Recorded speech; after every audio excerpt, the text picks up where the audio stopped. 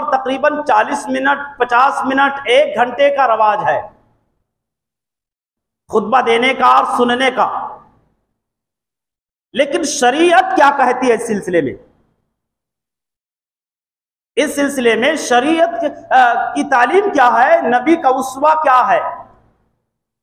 अल्लाह के नबी की हदीस है कि मुख्तसर खुतबा देना और नमाज लंबी पढ़ाना ये खतीब के उसकी लियाकत और उसकी सलाहियत की पहचान है। इन मुख्तसर खुतबा होना चाहिए। सहाबा किराम बयान करते हैं कि अल्लाह के नबी, जो कि हदीसों में मौजूद, अल्लाह के नबी जनाब मोहम्मद रसूलुल्लाह सल्लल्लाहु अलैहि वसल्लम कुरान की चंद आयतें पढ़ करके और उसी की क्या उसका तर्जमा, उसकी तशरीह करके बस अपनी बात को ख़त्म कर दिया करते थे। गालिबन ये सन 2007 में क्या नाम है एक फतवा निकला था मक्का से कि खुतबे जुमा बमुश्किल 7 से 10 मिनट तक होना चाहिए। कितना?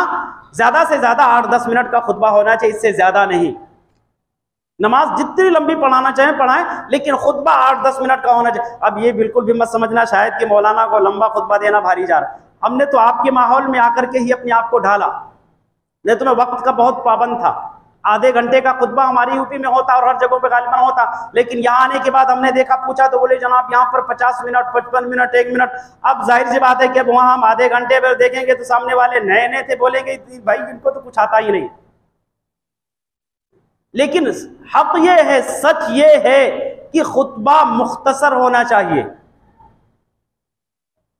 लंबी चौड़ी, बहुत ज्यादा लंबा नहीं होना चाहिए। कोई एक मौजू का इंतखाब किया जाए और कुरान और हदीस की रोशनी में उसका तर्जुमा, उसकी तशरीह उसी के रोशनी में समझा करके खुतबा खत्म कर देना चाहिए।